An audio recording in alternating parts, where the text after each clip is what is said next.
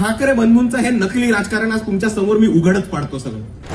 मग तुम्ही सत्तेमध्ये असताना जर मराठी माणूस हद्दपार होत असेल आणि मुंबईच्या बाहेर जात असेल तर तुम्ही आज घंटा मराठी माणसाची अस्मिता वाचवणार आहात. 25 वर्ष जेव्हा ठाकरे बंधूंकडे सत्ता होती तेव्हा त्यांनी किती मराठी कॉन्ट्रॅक्टर्सला कॉन्ट्रॅक्ट दिला? 0. कॉन्ट्रॅक्ट सोडा, किती मराठी सब कॉन्ट्रॅक्टर्सला कॉन्ट्रॅक्ट दिला? 0. किती मराठी बिल्डर उद्योगपती या मुंबईमध्ये निर्माण केले? 0. त्या घरामध्ये पीठ पण आहे आणि आज औरंगाबाद मध्ये आमच्या बाबाच्या नावावर विद्यापीठ सुद्धा आहे. हायलाईटवरून आपल्या लक्षात आलंच असेल की आजचा व्हिडिओ हा थोडा हाय व्होल्टेज ड्राम्यानुसार असणार आहे. जय भीम, मी आकाश जामनिक. आज मी तुमच्या समोर आलेला एक नवीन विषय घेऊन वंचित बहुजन आघाडीचे सर्वेसर्वा श्रद्धेय बाळासाहेब आंबेडकर यांचे सुपुत्र सुजातजी आंबेडकर यांनी मुंबईमध्ये एका सभेला संबोधित करताना उद्धव ठाकरे आणि राज ठाकरे यांनी केलेल्या युतीवरती भाष्य केलेलं आहे. हायलाईट बघितली, त्यामध्ये त्यांनी घंटा या शब्दाचा शब्दप्रयोग केलेला आहे. त्यांची ही जीभ का घसरली आणि कशामुळे, त्याच्या मागचं कारण काय, याविषयी आपण थोडक्यात जाणून घेऊया. हा व्हिडिओ पाहिल्यानंतर आपल्या लक्षात येईल की त्याचे का म्हणाले. भाजपच्या लोकांना वाटतं की हिंदू धर्माचे तेच ठेकेदार आहेत, हिरमूळ धर्म तेच वाचू शकतात. मला एक सांगा, आपल्यापैकी कोणी हिंदू धर्माची ठेकेदारी दिली होती का भाजपला? ते स्वयंघोषित ठेकेदारी करतायत, त्यांना त्यांची ठेकेदारी करू दे, पण आपण त्यांना मत देणार का? नाही.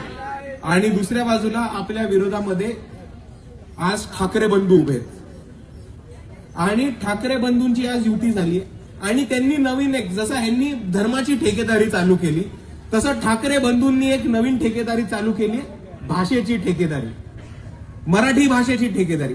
आता मला सांगा, आपल्यापैकी किती लोक इकडे मराठी आहेत? सर्व. आपल्यापैकी कोणीही ठाकरेंना मराठीची ठेकेदारी दिली होती का? नाही. ह्यांनी पण स्वयंघोषित ठेकेदारी उचलली, पण ती का उचलली हे सुद्धा आपण सर्वांनी समजून घेतलं पाहिजे.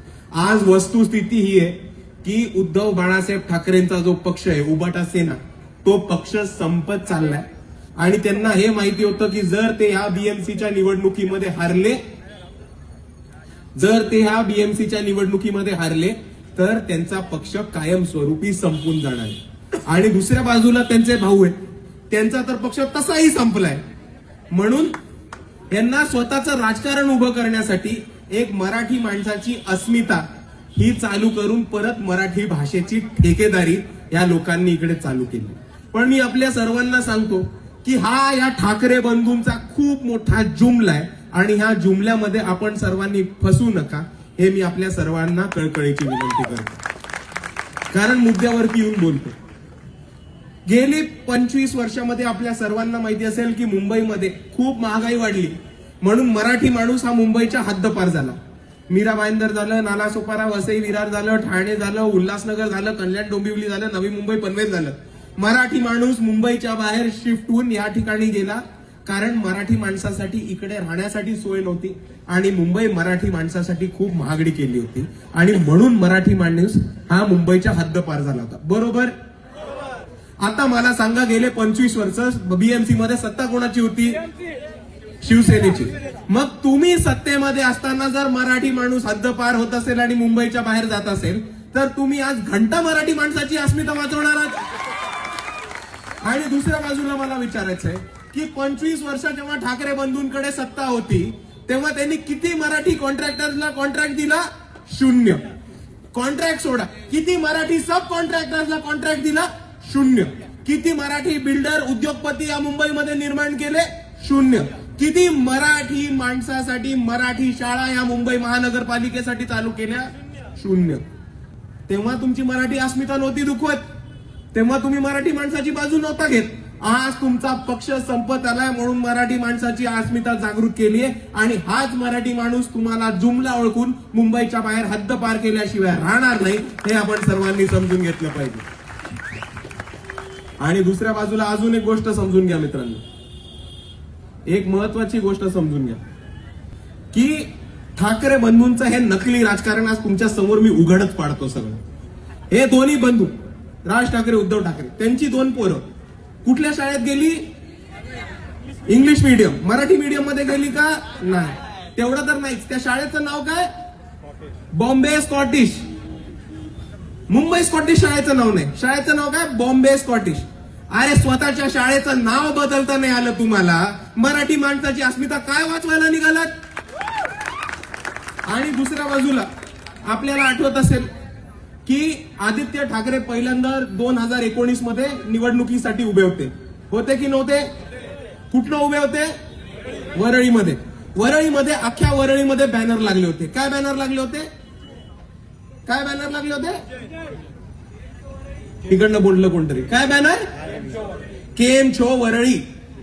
आता माझी मराठी कच्ची असेल, मला मराठी नीट नाही, मी मराठीचा ठेकेदार नाही, पण केम छो हा मराठी शब्द तर नाहीये. कुठला शब्द आहे?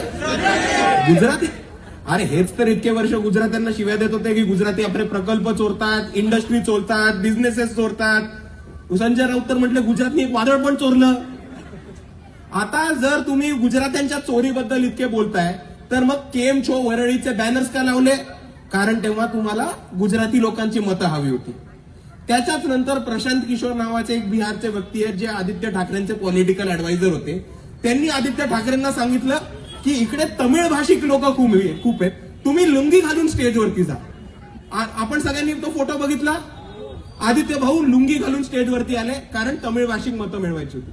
आता यांच्याच आजोबांचा नारा होता की लुंगी भगाव पुंगी बजाव, आणि ह्यांचाच नातू लुंगी घालून स्टेजवरती येतो. तर किसकी पुंगी बजानी और किसको भगाने का? ज्या माणसाने सांगितलं लुंगी बगाव पुंगी बजाव, त्याचाच नातू स्टेजवरती लुंगी घालून येतो. का? कारण त्याला तमिळ माणसाची मतं हवी. त्याचाच नातू केम छो वरळीचे बॅनर लावतो. का? कारण त्यांना गुजराती मतं हवी आहेत. आणि आज त्यांचा पक्ष संपत आलाय म्हणून त्यांनी मराठी माणसाची अस्मिता जागा करण्याचा प्रयत्न केलाय. हे आपण सर्वांनी नीट समजून घेतलं पाहिजे. दुसऱ्या बाजूला इकडे मला माझ्या तमाम आंबेडकरवादी, शाहू फुले आंबेडकरवादी लोकांना एक प्रश्न विचारायचा आहे की आपल्यापैकी किती लोक हे चैत्यभूमीला 6 डिसेंबरला अभिवादन करायला जातात? हात वर करून दाखवा. सगळे जातात. आता मला सांगा, चैत्यभूमीच्या जस्ट बाहेर शिवाजी पार्क परिसर आहे आणि त्या शिवाजी पार्क वरती राज ठाकरेंचा बंगला आहे. आपण इतके वर्ष अभिवादन करायला जातो. दरवर्षीचा आपला अनुभव आहे की आपले भीम अनुयायी, फुले आंबेडकर शाहूवादी हे मोठ्या संख्येने चैत्यभूमीला अभिवादन करायला जातात. म्हणून हेच राज ठाकरेचे लोक आणि त्याचे नातेवाईक स्वतःच्या घराला कुलप, कड्या, खिडक्या बंद करून मोठ्या संख्येने दलित आणि बहुजन लोक त्यांच्या एरियामध्ये येतात. म्हणून माथेरान, महाबळेश्वर, लोणावळ्याला पळून जातात. बरोबर की नाही? आता आपण मराठी नाही होत का? आणि ते जे तिकडे राहतात शिवाजी पार्क परिसरामध्ये, ते कोण राहतात? ते काय परप्रांतीय नाही राहत, गुजराती नाही राहत, बिहारी नाही राहत, युपीची लोक नाही राहत, तमिळची लोक नाही राहत. कोण राहतं? मनुवादी मराठी लोक. आणि आज या मनुवादी मराठी लोक आपल्याला जातीवादी वृत्तीने हिरवतात आणि त्यांना आपली मतं पाहिजे म्हणून आपल्याला मराठी अस्मितेच्या नावाखाली एक करतात. पण ह्यांचा जातीवाद विसरू नका मित्रांनो. डॉक्टर बाबासाहेब आंबेडकर सुद्धा मराठी होते. त्यांना अभिवादन करणारे येणारे इतक्या लाखो करोडोच्या संख्येने येणारी लोक सुद्धा मराठी होते. आणि इतक्या मोठ्या संख्येने भीम अनुयायी येतात म्हणून तिकडनं पळून जाणारी जातीवादी लोक सुद्धा मराठी होती. हे आपण विसरू नका. आणि हेच बोलत असताना मित्रांनो, मला आपल्या सर्वांना काही गोष्टी आठवण करून द्यायची आहे. आपल्या सर्वांना खैरलांजी प्रकरण आठवतंय? खैरलांजीमध्ये ज्या बोतमांगे कुटुंबावरती हल्ला झाला होता, अन्याय अत्याचार झाला होता, मॉब लिंचिंग झालं होतं, ते बोतमांगे कुटुंब मराठी होतं. त्यांच्यावरती हल्ला करणारे लोक सुद्धा मराठी होते. भीमा कोरेगाव मध्ये ज्या ज्या आपल्या आंबेडकरवाद्यांनी मार खाल्ला आणि त्यांच्यावरती हल्ला झाला ते मराठी होते. त्यांच्यावरती हल्ला करणारे संभाजी भिडेची लोक सुद्धा मराठी होती. आताच नांदेडमध्ये एक केस झाली, सक्षम ताटे, आंतरजातीय विवादानं त्याचा मॉब लिंचिंग करण्यात आली. सक्षम ताटे मराठी होता आणि त्याला मारणारी लोक सुद्धा मराठी होते. अक्षय भालेराव, बोंदारमध्ये वंचित बहुजन आघाडीच्या कार्यकर्त्याचा मर्डर झाला होता, तो मराठी होता. त्याला जातीवादी वृत्तीने गावामध्ये पहिली जयंती काढली म्हणून त्याला मारणारी लोक पण मराठी होते. नीती नागे, प्रेम प्रकरणारत्न झालेला मृत्यू, तो बौद्ध मराठी होता, त्याला मारणारे लोक मराठी होते. तर आता आपण सर्वांनी एक गोष्ट समजून घ्या की हा भाषावादाचा मुद्दा आमचा नाहीये. हा भाषावादाचा मुद्दा आमचा नाहीये. आपला मुद्दा हा ह्याच्याहून खूप महत्वाचा मुद्दा आहे आणि आपला मुद्दा ह्या भारतामधला आणि या महाराष्ट्रामधला जातीवाद अंत करण्याचा मुद्दा आहे. आणि अजून एक गोष्ट आपण सर्वांनी ठामपणाने समजून घेतली पाहिजे की ह्याच उद्धव ठाकरेच्या बाबांनी एक वक्तव्य केलं होतं, बाळासाहेब ठाकरेंनी एक वक्तव्य केलं होतं की तुमच्या घरात नाही पीठ आणि ह्यांना पाहिजे विद्यापीठ. ते वक्तव्य कोणाच्या विरोधात केलं होतं? आपल्या विरुद्ध. आपण मराठी नाही होत का? कुठल्या भाषेत केलं होतं? मराठीतच केलं होतं. आणि आपल्या विरुद्ध हे जातीवादी वक्तव्य करतात आणि मग जेव्हा मतं पाहिजे तेव्हा मराठी अस्मितेच्या खाली आपल्याला एक करतात. जर इकडे कुठे उबाटा किंवा मनसेचा माणूस आपली मतं मागायला आपल्या समोर आला तर त्याला ठामपणे सांगा की आम्ही साल्या तुझ्या बापाचं खात नाही. आमच्या घरामध्ये पीठ पण आहे आणि आज औरंगाबाद मध्ये आमच्या बाबाच्या नावावर विद्यापीठ सुद्धा आहे. आणि म्हणून आपण सर्वांनी समजून घ्या, स्वतःचा संपलेला पक्ष जिवंत ठेवायला हा मराठी माणसाचा यांनी जुमला आणलेला आहे. पण ह्या जुमल्यामध्ये फसू नका. मराठी अमराठी करून तुम्हाला पाणी मिळणार आहे का? शिक्षण मिळणार आहे का? रस्ते नाल्या मिळणार आहेत का? आरोग्य सेवा मिळणार आहे का? नाही. ह्याच्यामध्ये नुसतं पिढ्या बर्बाद होणार आहेत, दोन समाजामध्ये भांडणं होणार आहेत. आणि ही भांडणं मिटवून सर्वांचा विकास करण्यासाठी आज वंचित बहुजन आघाडी आणि काँग्रेसची युती झालेली आहे. आणि मी आपल्या सर्वांना एवढीच विनंती करतो की या पर्यायाला आपण सक्षमपणाने मतदान. हा व्हिडिओ आपल्याला आवडला असेल तर लाईक करा, शेअर करा, कमेंट करा आणि हो सबस्क्राईब करायला विसरू नका.